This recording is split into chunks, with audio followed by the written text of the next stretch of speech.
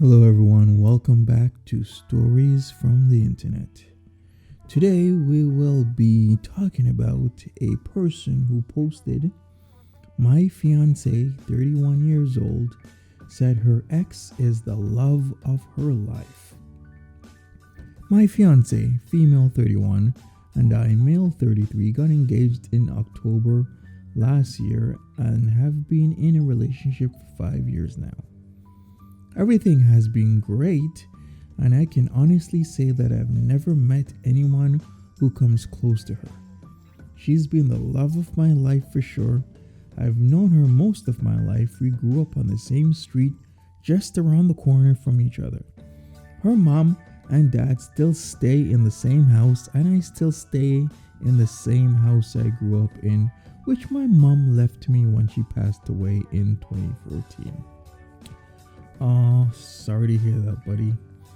We still don't officially live together yet, but for all intents and purposes, she lives here.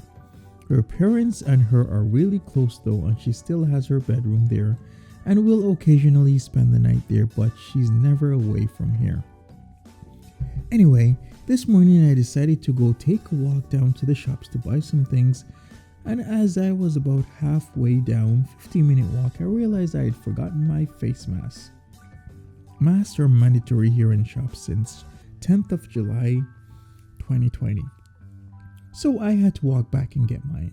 When I walked in the door to grab the mask from the kitchen table, I heard her speaking to someone loudly on the phone in the living room, and she said, "Yeah, but David will always be the love of my life." David is her ex-boyfriend. I don't know a great deal about him, but I know they were in a relationship for 2 years and it ended a year before we started dating. For her to really say something like that, it has to mean something. So, but let's continue. He also dumped her. Okay, yeah, that makes sense. Makes more sense, I should say. I just grabbed my mask and walked out. And just as I got to the shops, I felt weird and I had to sit down as my mind was in 1,000 different directions. I eventually got back home and immediately told her I feel sick and sent her back round to her parents' house as I didn't want her about as I was ill. I am now lying in bed wondering what to do, to be honest. I know she didn't do anything wrong. It's not like she cheated on me or intentionally went out of her way to hurt me. But what's heard can't be unheard. She basically said that the person who she's agreed to marry isn't a patch on an ex she's not been with for 6 years. Yeah, buddy, if she's honestly saying that someone is the love of her life and she's engaged to you, you are not her first choice. And you should never be not somebody's first choice. You have to have a mindset of abundance. You have to have a mindset where you're number one, because now basically you're not her first choice, maybe not her second choice, maybe not her third or fourth choice, and that's not good. But let's continue. The fact that she said he will always be the love of her life also means that it's a void game. Her heart's already been taken and there's nothing I could ever do to change that. Also, what would happen if he did come back in her life? You can't turn down the love of your life when they come calling, and I'd be dumped quicker than yesterday's leftovers. Yup. At least you know, buddy. At least you know. So what do I do? Tell her I was earwigging on her and heard her say that shit? Just end the relationship for a completely vague reason like, oh, it's not you, it's me, etc. Swallow my pride and pretend I didn't hear it? Everything has been wonderful, but there's no way on this earth I want to be someone's second choice, especially when her ex is the one on her mind that she obviously would be with if she could. I'm thinking just saying it's not working between us. She's now texting me about coming around tonight and mothering and spoiling me because I'm the sickie. F that. So he provided an update. I was gonna update sooner, but I've spent the last 3.5 days in a drunken stupor, so my apologies, but I'll warn you, This is not a good update.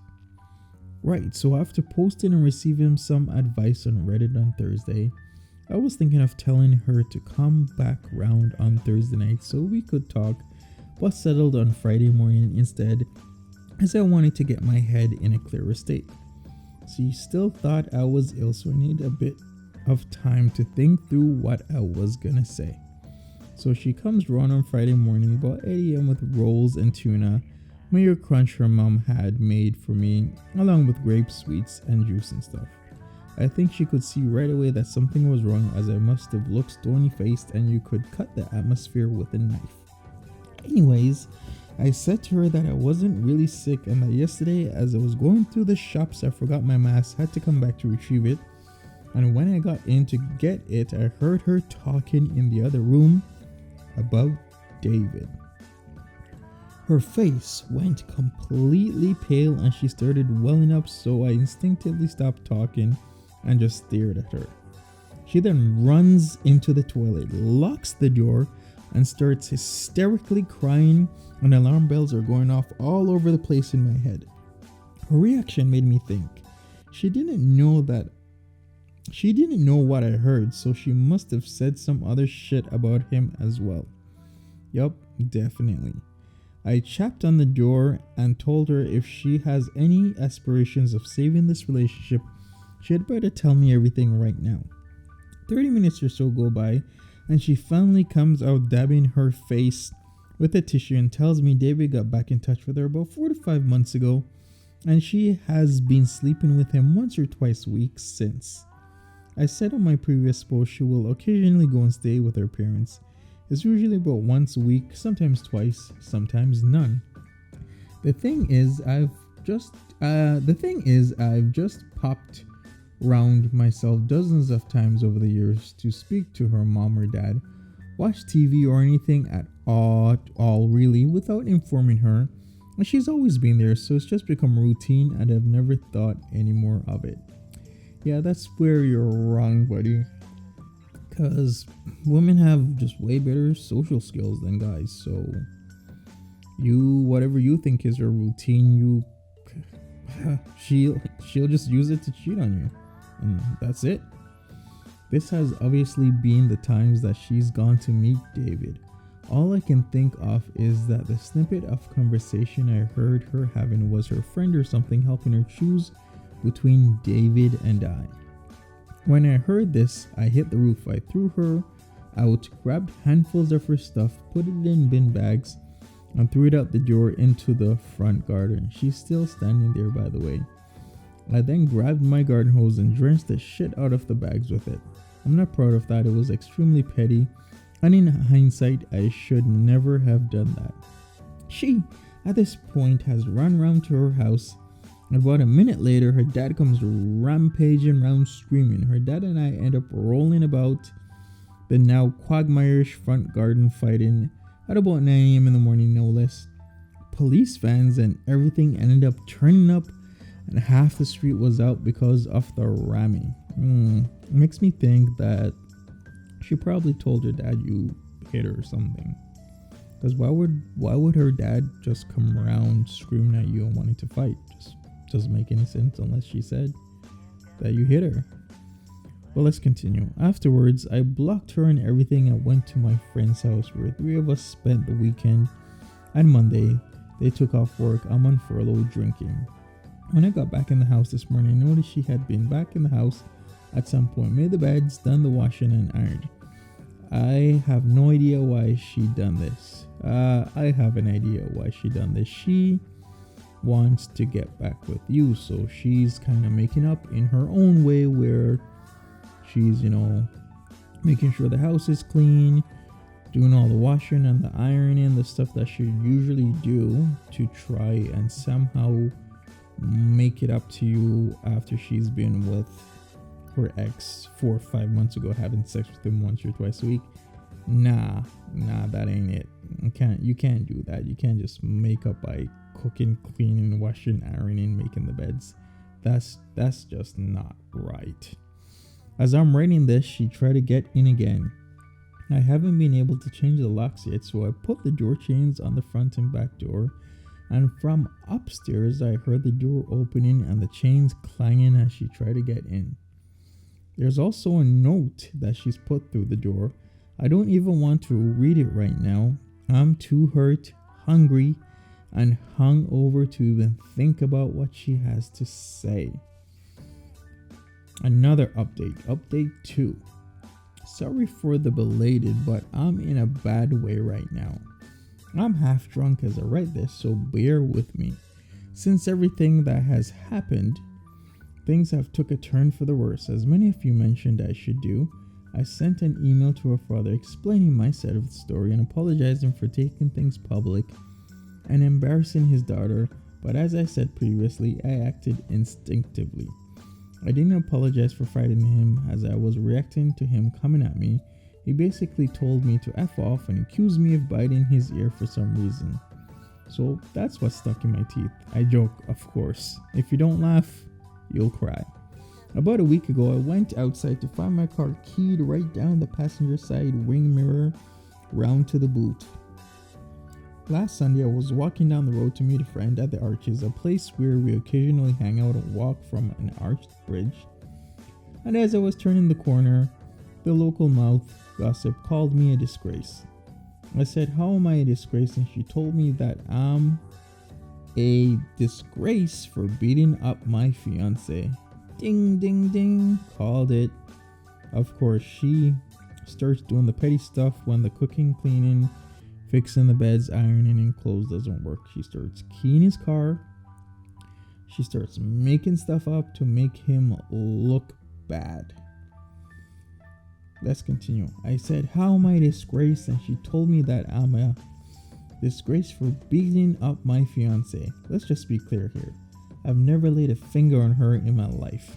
Either her father, or someone else is perpetuating this lie. Me throwing her shit out and hosing it has obviously given me this authenticity. I haven't spoke to my ex and she hasn't tried to contact me anymore. I think they're all on the same page now. That I'm the bad guy. I've got the ball rolling and putting my house up for sale. I can't live here anymore. And I wish I still had my mom to lean on. She would make things better. Sorry for the shit update. Yeah, it makes me think. If Dave is the love of her life, why would she still be engaged to you? Maybe she wanted half of the house. Maybe that's what she was going for. She was going to marry you and take half the value of your mommy's house. And that's not good, but that's a high possibility, my friend. Okay, so he did a final update. Firstly, I want to thank everyone who has reached out. I've tried to reply to everyone, and hopefully this update will help. I am still in my house, but I will be renting it out rather than selling. I can't in good conscience give up something that was in my mom's and has been in the family for generations. Yep, good choice. I would just keep the house. It's sentimental value. It was your mom's, keep the house. It's yours. I've since spoke to the father and I understand that the family circled the wagons, but to throw me under the bus so brutally was genuinely ridiculous. Collateral damage to me and my name is alright apparently.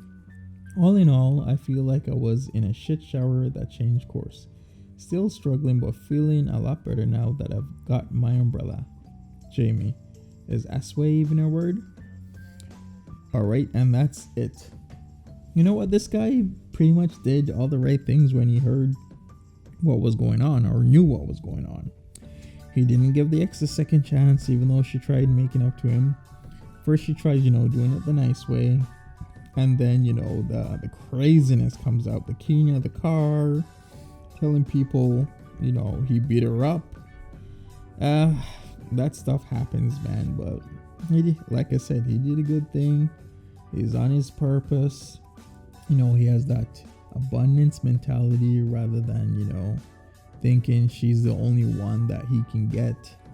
And hopefully, Jamie does all right. I feel bad for him, especially that his mom died. But He really dodged the bullet on this one. There's just tons of red flags here that I can see that would not go over, and that just slight mishap of missing or forgetting his mask really saved him from being married to somebody that would end up in a divorce. He literally missed the bullet on this one.